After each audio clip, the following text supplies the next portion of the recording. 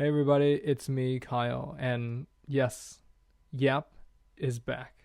Now, for those of you who don't know Giap, I'm going to link his documentary in the description down below. But today I want to update you on what's going on with his life and also give you a backstory of how we made that documentary and how we even met. Hello, Giap, welcome. How you doing today? uh, I'm doing okay. I'm doing okay. Giap, Yeah, you're in New Jersey, right? that's correct. Yeah. This interview is already awkward as hell. Okay, so let's begin with your backstory. You were born in a little town in North Vietnam. And how old were you when your dad put you on the boat? I was about 10 or 11, and you know, my dad put me on a boat. I didn't know anything or know what's going on at the time.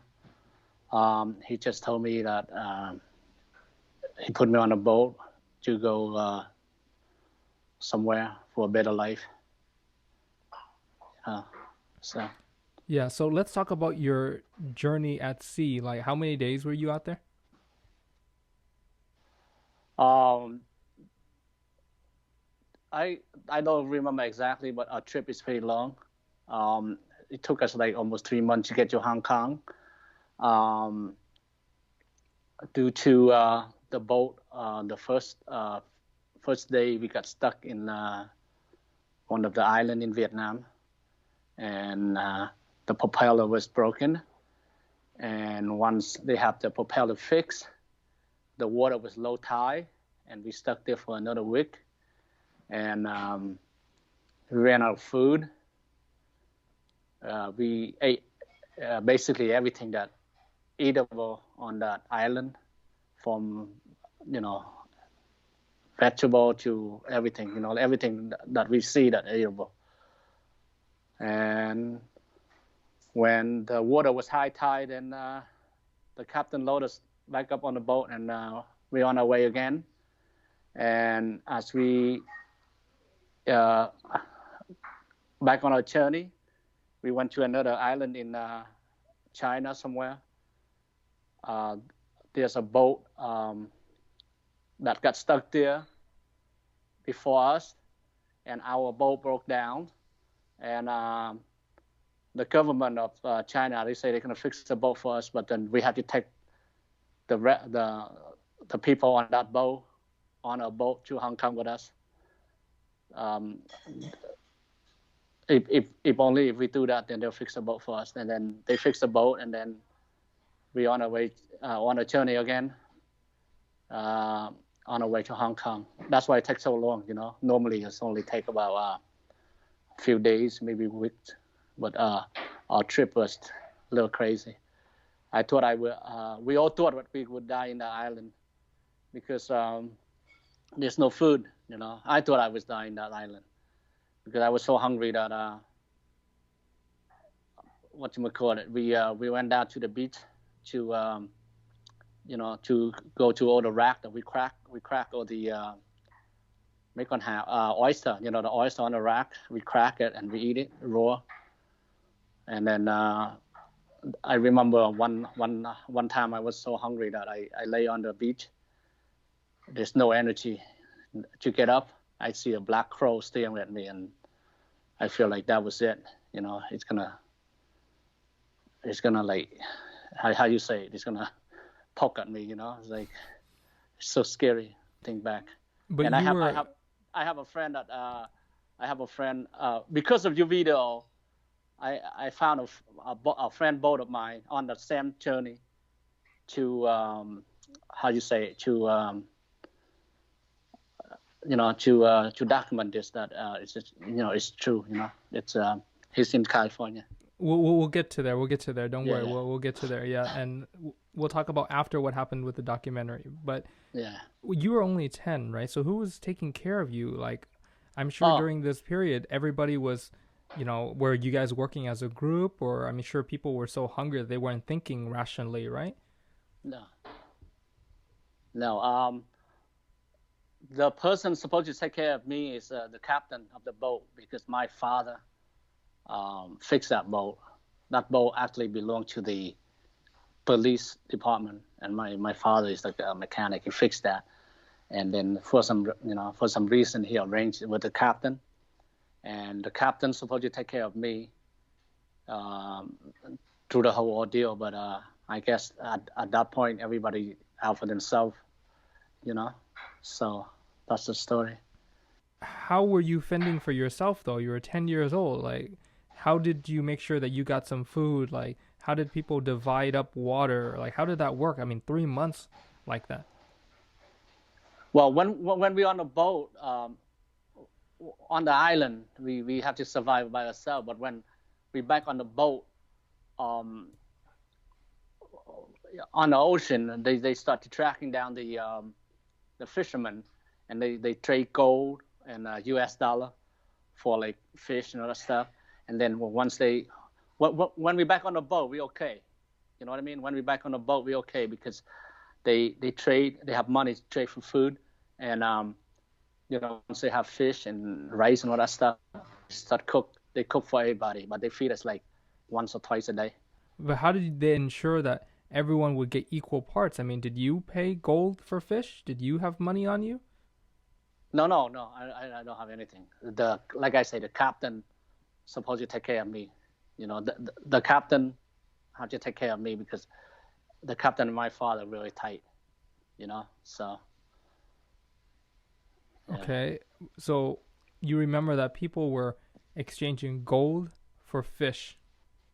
Gold or U.S. money. They For buy fish. that. Yeah, Yeah. and yeah. But how did they know that the pirates were friendly pirates, or were no? So Oh how no did no they? no. Those are not pirates. Those are fishermen. But how I do you know the no, difference between a fisherman and a pirate boat? that's true. That's very true. I guess at that time they wasn't thinking. Yeah, I mean they You know probably they didn't just know, right? I yeah mean they're just yeah probably they hungry, right? yeah. So we were lucky. We were lucky because a lot of people is not as fortunate. So Okay, so when you were on that boat, did you realize what was happening as a kid? Did you think no that? no. A group of us lay down on the bottom, the belly of the boat all day long. All we talk about is food. We talk until we went to sleep. Until this I still remember. We talk how we come out of here, what we're gonna eat this, what we eat that, and then yeah, we talk ourselves to sleep. And then whenever there's a meal, if they cook like chow, they cook like soup, like rice soup. They will be like you know they give us whatever. Like they probably feed us enough to survive. What about water and going to the bathroom and stuff like that? How did that work on the boat? Well, like I said, I told everybody this story. I told everyone this story. I almost died on a trip. I almost died on a trip because we go to the bathroom in the back of the boat. So one night I have to go pee. One night I have to go pee. I went in the back of the boat to pee, right? So the wave go down like this. I mean, the wave go up like this. So half of my body went out in the ocean, you know. And then also suddenly the boat went back down. So they pushed me back. But if I fall off that night, I'd be gone. I'd be dead. Nobody would know where I was. But it's dangerous, very dangerous. But I tell everyone know this story that I died like I missed death like 3 times, and that is one of the time that I missed death. So we go off the boat. There's no bathroom on the boat, you know. You just stuck your butt out there and went. Yeah, to whatever. I think everybody does that. You know what I mean? So, but but like I say, that's the most memory. I remember that I almost died on that Right, but bathroom trip. when your dad put you on the boat, where did you think you were going? The truth, I don't know. I don't know where I was going. I don't know anything. And You they didn't was ask him. no, they were so secretive that I didn't even know it until final nights. Like on your other video, I might have mentioned it on the final night. He took me out for like far. So I was like, what the occasion? So that was the last The last meal. night last meal of Vietnam. I went And out eat so for a guy. So when you were on the boat, you still had no idea where you were going. No idea. No idea.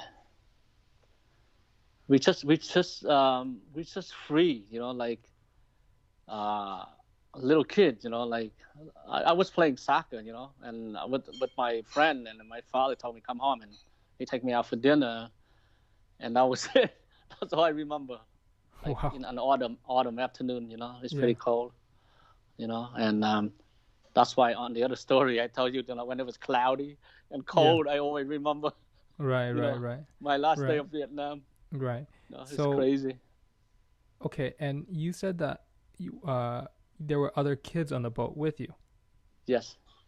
Okay, and then you guys eventually made it to Hong Kong hmm and they put you guys all together, right? So tell me about that. So when we get to Hong Kong, the captain's supposed to take care of me. I supposed to stay with his family, but he told me that you know, khai, how do you say khai? Tiếng Mỹ gọi là gì? Guys, declare. Declare you have no one take care of you. You have no parents. You get to stay in a special camp. There'll be people take care of you, which is I did, and it's worked out good. It's worked out better. I learned to do things for myself, and I learned to survive. So it's worked out better. What was the camp experience like as a child? Oh, the camp experience is very nice. I just we my particular case, I stayed here for like over 6 months. Um, we we were very lucky. We stay in this. It's like a group home, like 12 of us, 12 maybe 12, 15 of us, all bunk bed. They have people come in the morning, cook for us, like take care of us, and then at night there's a couple there, like supervisors at night. But we get 3 meals a day. Um, and then we just like a little kid, we go out and play soccer and all that stuff, Okay, in yeah, camp. right. And so some of these friends of yours actually saw a picture of themselves in the documentary that I made about you. Yes, And they reached out to me and I gave them your contact information. And you actually met up yes, with one of them in Vietnam recently, right? yes, yes. What was that like? What was that like? Out It seeing was him after how many years did you was it? over 30 years, Hmm. and it was awesome, man. Uh, we hang out, we eat, we went to places, and I get to meet his families, and it was awesome. It was awesome. But I still have one more. I haven't Yeah, one more that very special because he's on the boat with me. right, right. The one that I met, he's only in the camp with me. I see. Yeah, so another person reached out and again saw themselves in my video in that picture, and he and Yep are gonna meet, and of course I'm gonna try my best to be there to film it. So stay tuned for that. Yep, whenever this pandemic dies down a little bit, please fly out to California. Did they ever go to New York to visit you Uh, or? um, it's him and I have bad luck because once 2 years ago he came to New York during Christmas. No, I'm sorry. In the summer, he came to New York because his daughter had to visit some university over here. And for some reason, we have bad luck because we went to Panama at that time, so we were not able to meet up. But we'll meet one day. We'll meet one day. But we Yeah, I mean, we stay in touch. yeah, he's really close to me. He's Yeah, in Southern yeah, California, somewhere in Orange County, I yeah, think. And I yeah, mean, come on over. Yep. Everybody wants to see that yeah. video of you guys reuniting, man. Like boat boys, man. Like, can you believe that? That's That's it. incredible. That's such an incredible Yeah, thing because that picture of him, it was in it for just like, I don't know, 10 seconds or something, right? It was yeah, yeah. very brief, right? And he happened to catch himself. Is he the one with the daughter who reached out to me? Yes, yes, Ah, okay, yes. okay. Right, Very right, nice, right. very nice, very nice guy. He's still Okay. the same. He doesn't change. That's But awesome. him Yeah, and no. I, him, Yeah. him and I, if you interview him and I, we have a lot of story to tell you. Like like what I just told you, he can confirm it. Um, like we underneath the belly of the boat all day. All we talk, we are so damn hungry. All we talk about is food. Yeah, We yeah, talk yeah. until we fall asleep. I mean, it's sad. And even him and I talk on the phone. We were crying. We like, damn. I don't know how we make it. How we made it. But damn. Yeah. And it's amazing because of your video, and then you reunite us. It's crazy. It's crazy. Yeah, It's no, such a it's it's big it's world, but amazing. it's such a small world. Yeah, no, it's amazing that he caught Yeah, himself. I mean, yeah, I'm gonna talk to him one day and yeah, ask him like, how did you feel when you saw yourself in this video, right? Like, wow, like what the heck? Like that's yeah, me. yeah. So, how did you get to America? Um, I was responsible by CCAS, which is a Children Aid Adoption Society Mm, of Bogota, New Jersey. So that's okay. where they respond me, and that's how I'm here. So when did it So hit you that like, okay, I'm never going back to my old life? When did you realize that like this is my new life, this is my future? uh, that was a good question, but I don't recall, but I know once back then, there's no one can go to Vietnam, so I guess like after the few meeting, like when we have meeting weekly. Like when I just come over, we have a weekly meeting, with other children that get placed in with other family, and they talk about it and all that stuff, what's going on and how they do in their new life with their new families, and then I realized we can't go back, and then When you were a kid in America, the first few years, do you remember any happy moments? oh, plenty, plenty. Um, my American parents, Tom and Kathy Pagano, they always celebrate my birthday. That's yeah, always birthday, always holidays, always it's always it's always something that you know happy. I um, my childhood with them is very happy. I mean, always it's just like everything. We celebrate our brother, sister birthday, and my birthday, and the holidays, Christmas, and like Easter. It's very big in the Italian family. You know what I mean? So those days make me happy. A lot of good food, Italian food. You know. Yeah, I So mean it's kind of like Vietnamese food, right, with the noodles and yeah, stuff like that. yeah. That's it. But But did you miss Vietnamese food like the MSG or the fish sauce or anything like uh, that? believe it or not, when we first came, there's not too many Asian food market. So nước mắm is the most thing that we missed. Nước mắm, you know, and you have to go like to New York to buy a bottle of fish sauce. So whenever like we can come and somebody asked us to go to New York, we got so excited. We was like, yeah, go to New York. We get to see all these Asian people. Because we live in a suburban of New Jersey. There's no, no such a thing. But now there's plenty. It's hard for us. Yeah, for us newcomer. In the beginning, you guys, the newcomer now, you haven't made. It's It's much easier now, yeah. much easier now. They sell it at Costco. Yeah. Yeah. So Yeah. when you were growing up, did you still keep in touch with your parents in Vietnam? In the beginning, letters. A lot of letters, like every month letters, and then yeah, letters, and that's it. There's no iPhone, there's no internet, none of that. Just letters. But how were the tones of the letter? Did your mom like? Did she say she missed you, or was she asking you to send her things? Like, what was the relationship like? Um, well, in the beginning, then she write on the letter she missed me and all that stuff. And she didn't know that my father did what he did.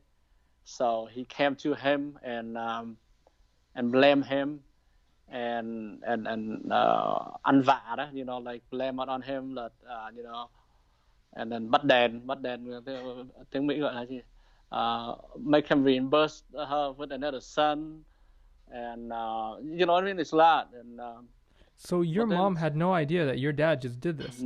no idea, no idea. He didn't ask for her He even permission. lied He to did. her. No, he even lied to her. He told her that I was. He sent me into Saigon to work. So it's like they didn't know. They didn't know I was on the boat. Go to Hong Kong until when I get to America and I send home letters.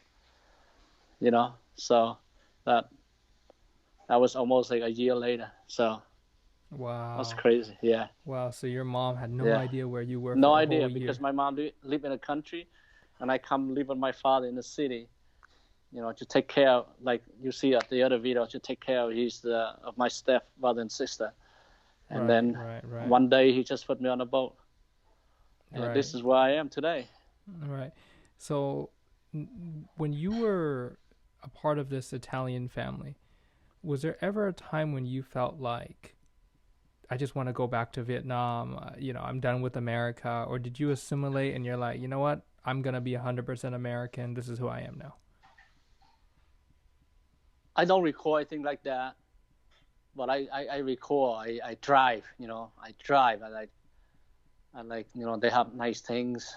They have nice things and nice home, and that's what I am for. You know what I mean? It just never. I never one that I want to go back and live there. When I was at that age, but I but I want to go back and visit. But no, I was never thinking like that. I will wait, like aim to work hard and get nice things. Was it ever a burden on your shoulders that you had parents back there that you had to send money back? Did you send money because you wanted to? Was it because your mom asked you? It's definitely a burden, because it's the Vietnam, way of paying back. It's just how you say it. It's that's how we raise. That's how we teach. Keep back. It's like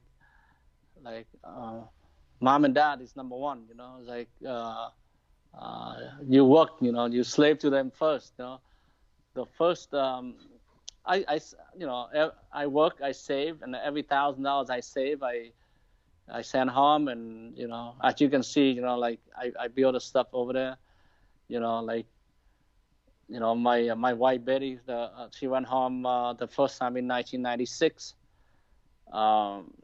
She I don't know, she bought like $2,000 for my mom, and back then it was a lot of money. But then, I send money home before that, I mean, but I'm talking about this is cash money that handed to Right. her. But And did you and your wife ever have any issues about sending money back home? Because my parents always argued about that. Like my dad would send money back to his mom and my mom would be upset because he'd be taking care of his mom, which is one thing, but he was also taking care of his sister and his brother. And that really drove my parents apart. Did that ever happen with you? Was there ever any conflict? I guess so, but my wife is good, she don't make it a big deal, she she just mentioned, like, you have a family here too, she's just, very smart girl, she's, but Maybe she said it in a more stern way, like, you have a yeah, family here too. Yeah. Okay, I got it. Okay, you know what I okay. mean? But Yeah. but I mean, it's just I do what I gotta do. I mean, sometimes you gotta go underneath the table. You know what I mean? Oh, I see. I You know what I understand. mean? Right. Yeah, we had this discussion before. I remember. Yeah. Yeah. Okay. So now, when was the first time that you actually got to see your mom again? My wife went home 1996. So I would say 1998 as the first time I went back home. And how many And years was that since you left? 1998, I left in 81. So what is that? 19 years? Is it 19? Yeah, I don't know. 19 My years. math is really bad. Wait, you said you Yeah, left mine in too. 81, 81, 81. 81, Yeah. and then you said 98. Yeah. Yeah, so that'd be 10 years, and then one. Yeah, so it'd be like, wait, 18 years. Yeah. something like that. Se- Okay, I don't know. yeah, 17, Okay, 17, 18 years. okay. But Wow, you were a yeah, man now, huh? You left as a boy, and then you came back as a man. yeah, I come back. I was in yeah, I work at UPS. Yeah, yeah. What was that And like? What was that like seeing your mom? it was crazy. I see the house I grew up in, or the that's a little home I grew up in. You know, with all the mold on the window, the wood windows, and my God, I stand there and I cry, but like cry shaking, you know, like uncontrollable shaking, because I didn't realize how poor they are, you know, and you know, it's crazy. So Okay, but did you still see her as your mom, or was she just like a stranger to you? I mean, that you grew up without her. I mean, it's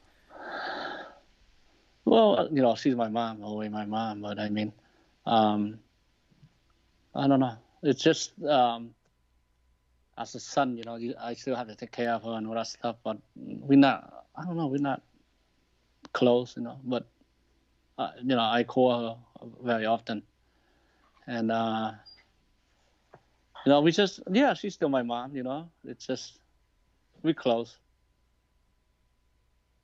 hmm but I don't know, we're close in I don't know how to say it, you know, but she's still close in a distant kind of way. yeah, yeah, Now, yeah. how did we meet? Do you remember? How did you know me? Well, I watched a lot of your video, and it seemed very interesting that you do a lot of video, like kind of reflecting with what I went through, and um, I watched a lot, every one of your video, and So you were already a viewer, right? And I remember yeah, that you reached out to me probably on Facebook or something one day when I was actually in New York, and yeah, I was holding a viewer meetup in New York, yeah, and you couldn't make it. yeah, Were you excited that I was in New York? Because I remember you sent me a bunch of messages. yeah. I was excited, but we were in Flushing Queen, and we were gonna meet up, and just, I don't know what happened, but you know, There was traffic or a Mets game or something like that. yeah, I remember that, yeah, right? And yep, then yep, a few days later, uh, you wrote me, and I was actually staying near Central Park with my yeah, friend Yvonne. She was working there. Actually, the only reason why I went to New York was because she was working there. She hmm was doing some kind of business trip, or else I would have not have stayed in New York because I was in Connecticut at that time. So I just took the bus or the train or something to New York, and I stayed with her. And on that particular day, you messaged me, and I was just free, and I thought, you know what, this is a complete stranger, dude. We didn't even communicate that much, yeah, yeah, and you invited me to come to your house in New Jersey. And yes, my thought was, like Jersey Shore, he must be like a tan beach guy, you know, like because I never saw your picture or anything like yeah, that. yeah, And I was just like, you know what, let's just do it. Let's just do it. So you gave me the instructions how to get to your house. I remember going through, was that Union Station or something like that, or Penn Station or something like that? yeah. You And take a train to Dover, no, no, I took a bus actually. a bus. It was a bus, yeah, it was a Okay, bus. And then when I got off at that station, there was nobody around. It was like a really small yeah, station, yeah, right? yeah, And I remember your wife and your son came, and I had no idea that they were coming. You didn't yeah. tell me this, right? You're like the master of no communication. I thought you were Really? gonna come, yeah. And then I was suddenly, working. Yeah, right? yeah, Well, you didn't tell me that. You yeah, didn't tell yeah. me that, right? And then suddenly this woman comes and picks me up. He's like, hey, she's like, get in the car. I'm like, well, okay, let's just do it, right? The So yeah, biggest. I went to your house and your wife cooked dinner. I remember it was some kind of lamb, Yeah. and then you drove me back to New York, and that's You when you you watch a lacrosse game first. You went to watch a lacrosse. lacrosse game, but my son played lacrosse. Remember? I did. We watched the lacrosse game. We did. Yeah, we meet on the field. Remember? No, And somebody. Yeah. I don't remember. So we went to a lacrosse game that day. Yeah. Huh. My Okay. wife take you to lacrosse, my son lacrosse game. I met you on the field in my uniform. Oh, right. And then we drove back to your house. Okay, I remember that now. Okay, Yeah. okay. I remember. I thought it was football. Okay, lacrosse. Okay, so Yeah. right, okay, and then we had lamb, like a lamb rack, and then when you drove me back to New York that night, in the car, that's when you asked me to do a documentary about your life. Yeah. Because you were gonna go to Vietnam. Yes. And I was like, I had to think about it, and then eventually I agreed because I wanted to go to Vietnam too. At that time, I wasn't living in Vietnam anymore. I was just visiting. Yeah. Right. So we just exactly. Yeah. So we just kind of met up. So on that day where I met up with you for the first time, I didn't film it because I don't know. I think on that day I just wanted to enjoy it. I brought the camera, but I didn't film it. And I was just like, you know what? Just let it be. You know, like I was sick of filming and stuff like that. So that's why there's no video of that. I don't film everything, by the way. There's many days where I just didn't film. So, but what made you ask me to make that documentary about your life? Because I guess you're good at it, and you know, I put it out. I want to put it out there, and hopefully, you know, the result. What, you know, hopefully people watch, and then hopefully, you know, somebody see me and look familiar, and then you can reunite it. And you did, man. You did. You know. Well, you didn't tell me that was your goal. You didn't tell me your goal was. No, that wasn't my goal. But I don't know. But I think, you know, I just want people to know my life story. You just wanted to share. You just wanted to share with everybody. But because you know what we went through, it's crazy. And right. these kids from this new generation, they don't know their parent refugee, what they went through, you know. It's they might know, but they don't care to know. That's the thing. Like, they'll hear about it, but they don't care about it. They're like, so what? Oh, it happened already. Oh, you know. You know, of course, that was me when I was a kid too. But eventually they'll learn. But with content like your story, it's easier for them to learn. So I met up with you in Vietnam. We filmed that. I actually spent, I think, like a week in North Vietnam with your family.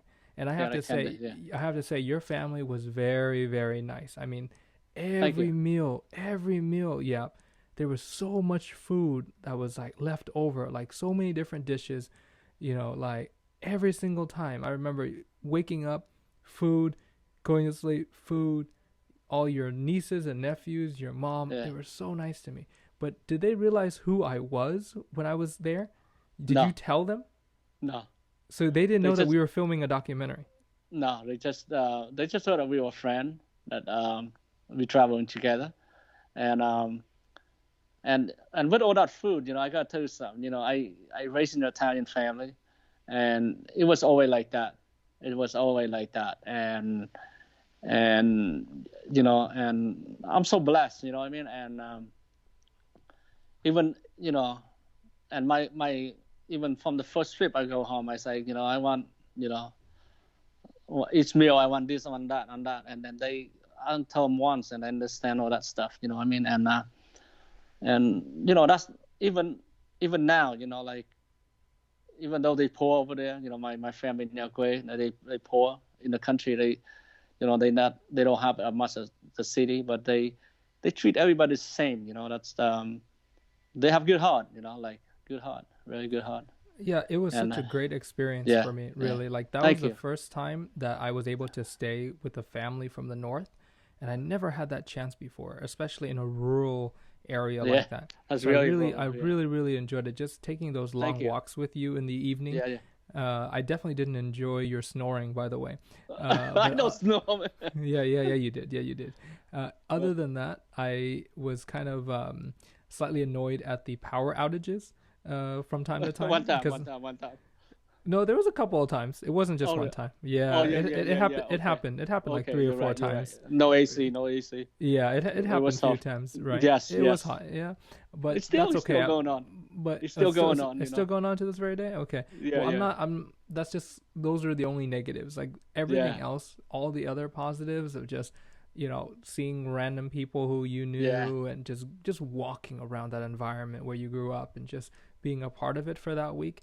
That was incredible. That was one of the best times I had in Vietnam in recent memory, for sure. Yeah. And then we Actually, also, yeah, go ahead. me too. That's the first trip that it was really meaningful. You and I, we went up to Mukang Chai, and we saw all those poor kids. How poor condition they live in. It remind me of me when I was a little kid. That's how poor I was when I was a little kid. It's barefoot. Or, I don't remember, but I probably walk around naked like them. No clothing. Uh, you know, I can picture myself like them, like when I was a little kid, and you did so much for them. You buy them stuff and give money, and that was really cool. That's really cool, and that's we're gonna go back. We're gonna go back. We're gonna do the same thing, and then you'll see. We're gonna go back. We are so blessed. We are so freaking blessed. You know what I mean? And I tell my kids all the time. And with this pandemic, we can't go anywhere. We want to travel so much this year, but can't go anywhere. But we go back. All your contents are really good, and you do a lot of good for the communities, the Vietnamese community. I bet. The thing is that the communities around the world have definitely inspired me, and stories like your own have inspired me and many other people as well. So I'm glad that you were able to share your story like that. Now, we filmed this documentary in the north and also in Saigon, and then after all that, a few months later, I think I went back to New Jersey, correct, to film Correct. everything Yes. else, right? Follow. Yeah. So Yeah. so that was like the other half. So your story was definitely one of the longer documentaries that I ever, it took the span of like 6+ months or more, or maybe like 8 months or something like that. It took a really long time. I don't even remember, like, from the time we met up in Vietnam to the time I came back to New Jersey. I don't remember that span, right? But it was at least 6 months to a year or something like that, in order for it to complete. And that's how I was able to get the footage of you in New Jersey. And then I edited the whole thing in Connecticut. And your video was one of the most time-consuming edits I've ever had, because there was a lot of footage, right? Many, many days. And the order, the structure, it had to match up, right? Because I wanted to showcase you in Vietnam, you in New Jersey, the present, the past, and, all that, right? I really wanted to showcase that. So that was a struggle. It wasn't a linear edit of like A, B, C, D. It was like everywhere, right? But in the end, are you happy with the documentary and that you did it? I'm very happy, and you did a really good job. Everyone watch it. Everyone in my family watches. They like, this is professional done. This is should be like one of the like on it should be on TV. Documentary on TV. Done like a pro. I mean, you did a really good job. I'm very happy the outcome, and you did a great job. And well, you can see on all the comments, that all the people wrote until this day. You know what I mean? So, Yeah, I think every that was, now, yeah. yeah, every now and then I still go in there just to read the comments. What is it at now? Like 170? Yeah, something like that. It's Yeah. it's one of my favorite videos of all time. Like Yeah. like I cherish that work because of the effort Yeah. put in, and also because it was just a passion project for me. I've always wanted to do something like this to Yeah. showcase a person's life in America versus in Vietnam like that. So Mm-hmm. I Yeah. put extra time and effort into it, and I'm Yeah. glad I did it as well. And I mean, now that the result is that you get to tell your story, but you got to be reunited with two friends like this. Yeah. So I mean, that's like an extra bonus, right? Yeah. Awesome. The outcome is, I didn't expect that, but the outcome is awesome. Yeah. Wonderful. Yeah. So what's your life like right now? Like, tell me about your job at UPS and describe a day for me. My day, I work every day 10 to 12 hours, and making money. That's it. I have 2 more years to go, and I can retire when 2023. and hopefully we do more traveling. Hopefully after health and do more traveling. So Yeah, but what's a day like at UPS for those of people who don't know what UPS drivers do? Because I think you um, have such a tough job. I have a tough job. They pay me decent. And long hours, very long hours. But I know, I'm very thankful for the job. How many packages do you deliver a day? About anywhere from 3 to 350, and I work anywhere from 10 to 12 hours. That's my regular. But during November, December, I work up to 14 hours a day. Sometimes Saturday. I work over 60 hours, but not over 70. So you're one of the guys driving the trucks and dropping it off and all that. Yeah, driving the boxes off. Wow. Or the woman, staying home and waiting for me for their packages. Right. But okay. yeah, you know what? I love what I do. It's like never a day I regret it. Do something else, but it is what it is. Yeah. So What I do. the other thing though is that when I came into your life, I also introduced you to another family, the Russo family. Tell me about that. Tell me about your relationship, with them, because I met them first many years ago, and then they actually saw your video, right? Yeah. And then they heard about you, and I introduced you guys that one time I came, because they drove me up to see you, and then now you're good friends, right? Tell me about that. Well, because of you, we met the Russo, Chang and Dean Russo, and their children, Khan Russo and Aldo Russo and Bronson Russo. It is awesome. We become really tight. We do things together a lot over the summer. We go places, and they come up there for like certain occasion, and I mean we come up there for certain occasion, and they come down here for certain occasions, and we just recently hang out Christmas. Is it Christmas? Yeah. No, New Year party. We have a good time. I was supposed to be there, right? But I decided not to go. Yeah. What happened? Yeah. The pandemic. Yeah, you would have a great time, man. I'm sure, but not with the pandemic. No, not with the pandemic. No. Yeah, but that was the original plan. I should be in the East Coast right now. Right now, I should be over there. Yeah, but thank you for you, and we meet all these nice people, and who knows?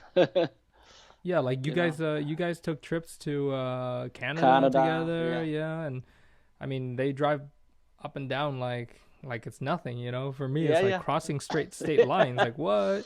Yeah, right? Being in California is like what? That's what? Yeah. But to them it's nothing, right? Nothing. No, yeah. I'm very I'm happy, when I bring these two worlds together, separate worlds together, and they actually get along and they become good friends with each other. And we have a lot in common too. Yeah, it's amazing. Crazy. Like, it's amazing. I mean, you saw the Russos on my channel first. Yeah. Right. Yeah. And then now you're and friends then you asked me if I want to meet them and all that stuff. I said, yeah, sure, but it worked out good. Yeah. Good. I mean, look, meeting is one thing. Yeah. But the fact that you kept meeting, you kept going back, getting along. Yeah. That's the amazing thing, and that's why you just popped up last time I was in Connecticut and you came down, but either way, I really appreciate your friendship, because I think the rest of your family has no idea who I am and why you're such a fan, and they think it's weird. Yeah. I'm sure your kids think it's very weird that whenever you're around me, you gush and you're like, oh, Kyle, like that, right? No, not really. Like Brandon is like they know now. They're pretty cool. They like you, So Bethany is another story. No, I'm just kidding. No, it's okay. I'm not K-pop enough, I'm glad we met. I'm really glad we met, and then we did what we did.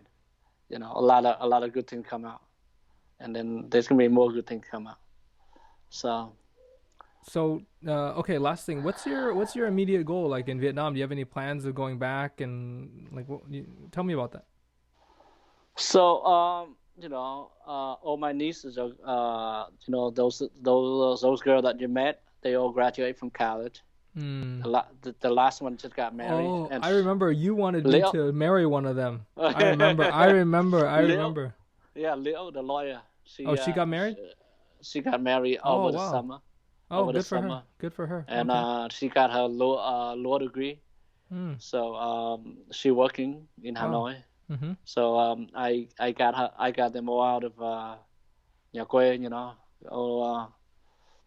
all out of the country, and then they all live in the city now. So we'll see what happens. But then I think their life's gonna get better. They all college graduate and have a degree, so which is good. So Yeah.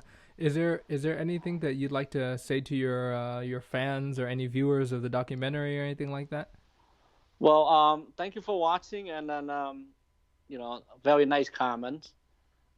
Kale did a very good job, and continue to watch and support Kale, and then hopefully this pandemic over.